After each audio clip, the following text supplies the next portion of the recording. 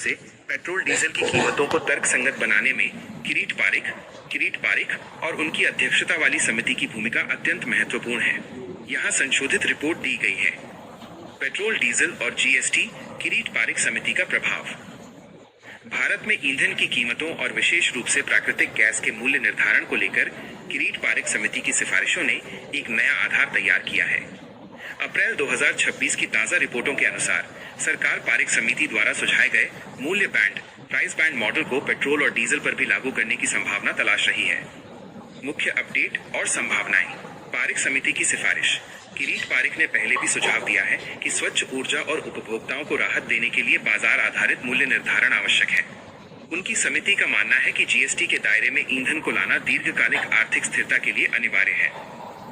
राजस्व का संतुलन। पारिख समिति ने एक ऐसा तंत्र विकसित करने पर जोर दिया है जहां अंतरराष्ट्रीय कच्चे तेल की कीमतों का भार सीधे जनता पर न पड़े, बल्कि एक कैप अपर लिमिट तय की जाए।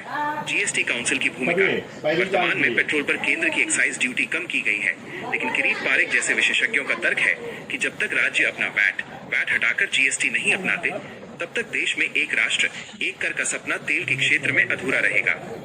संभावित प्रभाव।